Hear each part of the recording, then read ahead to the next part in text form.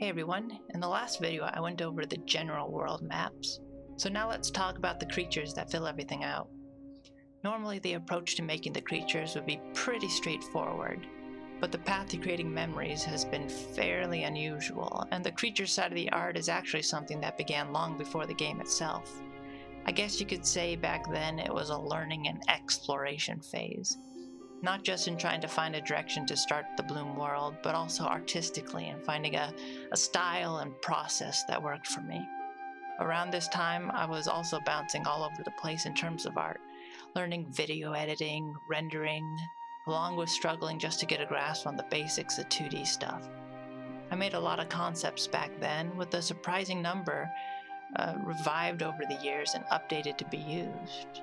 Eventually, I began to learn how to make the concepts into 3D models with programs like ZBrush. I really dug into it too, finding it a lot more enjoyable than 2D drawing. Though I was working on a lot of different types of art. I was making jewelry designs, portraits, all sorts of things really. Funny how such a variety of that first work still lives today, even finding a way to use the jewelry designs in the game. Anyhow, at the time I still had no idea what it was all for besides practice.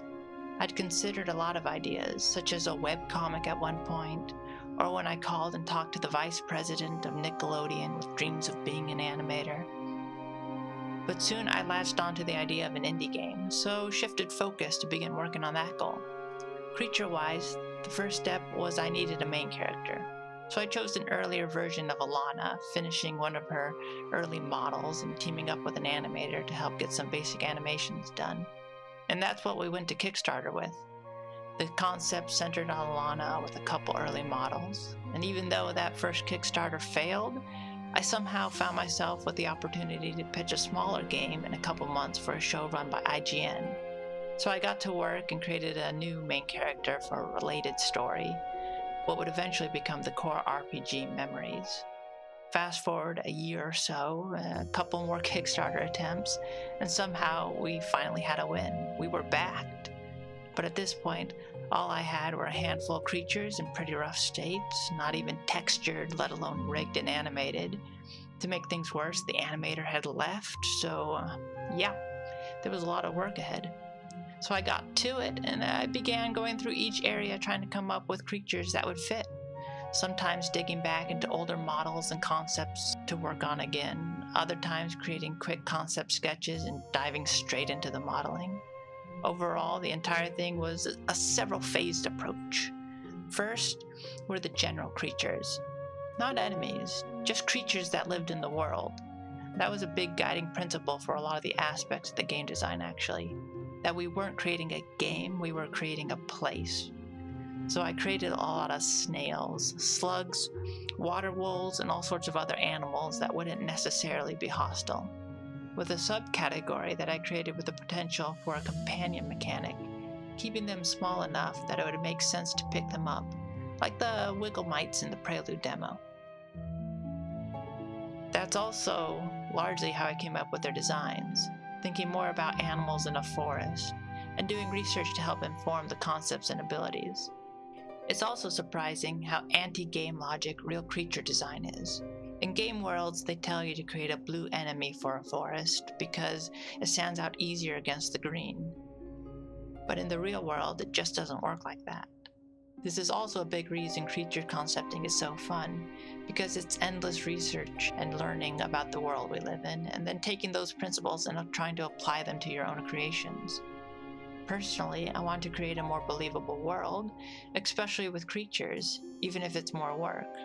But it has been a constant balancing act with the realities of gameplay. Game design-wise, there's a lot to dig into here, especially with how creatures behave or how they attack. But visual design-wise, hopefully that explains where I was coming from with some of the more realistic creatures. Anyhow, after the first phase of creating a variety of animals, next it was time for factions. Of course, the big baddies were the robot faction, so they got a set of diverse character types to sprinkle around the game, along with a variety of stationary entities for them.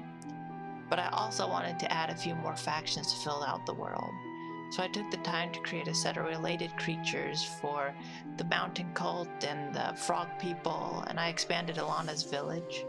This is also fed back into the gameplay, making it more worthwhile to expand the story towards certain areas with fuller character groups. Then it was time for the talking characters, or I guess you could call them inhabitants, merchants, story point characters, special encounters. There were a surprising number of these, usually designed more as the story matured, such as the different versions of Agor, and even sculpting his father into the game. And every now and then, I'd also create characters based on real-world people as an expression of sorts. I guess I figure, what's the point of one person creating so much if it doesn't reflect the person? But I'll save the whole why create subject for another video. Anyhow, during all these phases, I always kept an eye on the creature balance. While the design philosophy was to create a place, I still needed to make sure areas didn't feel empty in terms of encounters. So I categorized each area with their creatures and just made sure to try and balance everything out. It's nothing hard, just requires being a bit mindful about what you're doing. This all happened off and on while I was creating the world maps and doing other work for the game. Sometimes I'd find myself with a backlog of models that needed texturing or that needed to be rigged and animated and rendered, so I'd do that for a bit before bouncing back into something else.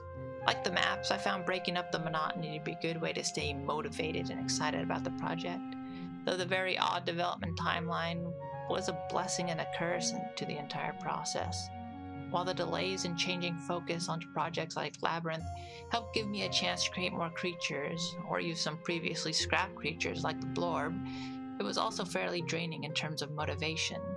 But in the end, it seemed like the game world is a lot more filled out than it would have been without the delays. Overall, hopefully this gives you a general idea of how I tackle the creatures for memories, reading, experimenting, and letting whims of curiosity guide me, combined with just a lot of work to get it finished and into the game. Anyhow, once all these surface subjects are out of the way, I think it'll be fun to dive into some of the deeper creative issues. So stay tuned for more videos, and thanks for watching.